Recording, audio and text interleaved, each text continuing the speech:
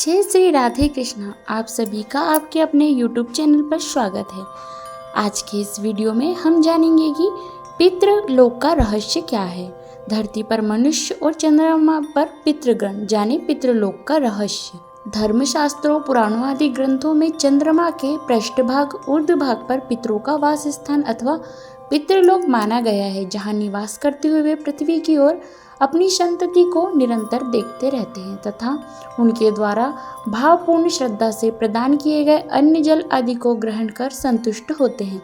धर्मशास्त्रों के अनुसार चंद्रमा की ऊर्ध्व कक्षा में पितृलोक है, जहाँ पितृ रहते हैं।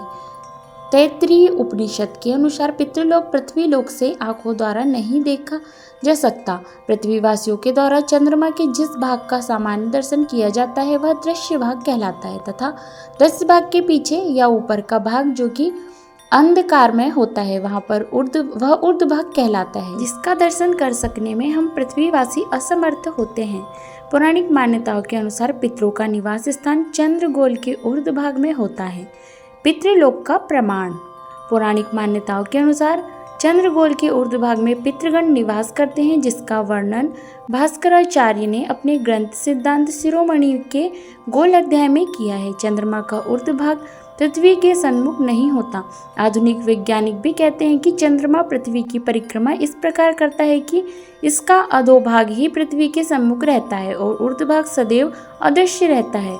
इसलिए चंद्रमा अपने अक्ष पर भी एक भ्रमण उतने ही दिनों में करता है जितने दिनों में यह पृथ्वी की परिक्रमा करता है। चंद्रमा को ध्यान से देखने से ज्ञात होता है कि उसके काले धब्बे बिंब के किनारे से सदैव एक ही स्थिति में दिखाई पड़ते हैं, जिससे प्रकट होता है कि चंद्रबिंब का वह भाग जो पृथ्वी के सन्मुख है सदैव उसी दिशा में रहता है, अर्थात चंद्रमा का अक्ष भ्रमण काल उसके परिक्रमा काल के समान ही होता है।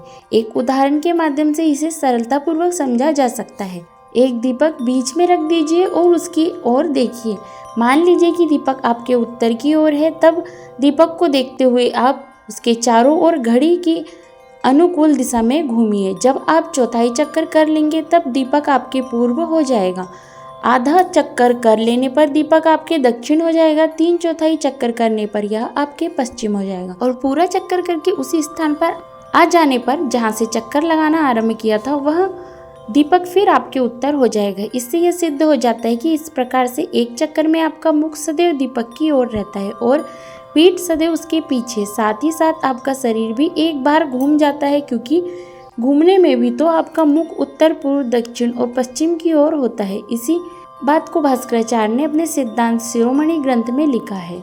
विदुर्ध्य भागे पितरो वसन्तः श्वाधः क्षुदादिधिति मां मनन्ति पश्यन्ति ते अर्क जिन्मस्तकोर्ध्वे दर्शे यतो स्माद् धुत देशाम भारधान्तरत्वानं विधोरधः स्थम तस्मानि सिथः खलु पौर्णमास्यां कृष्णे रवि पक्षदले अभ्युदेति शुक्ले अस्तमेत्यर्थ तैव सिद्धम, अर्थात चंद्रमा का ऊर्ध्व भाग सदा पृथ्वी के विमुख रहता है तथा अमावस्या के दिन सूर्य और पृथ्वी के बीच में चंद्रमा रहता है, इसलिए इसका ऊर्ध्व भाग सूर्य के ठीक सामने रहता है। ऊर्ध्व भाग में पितृलोक निवास करते हैं।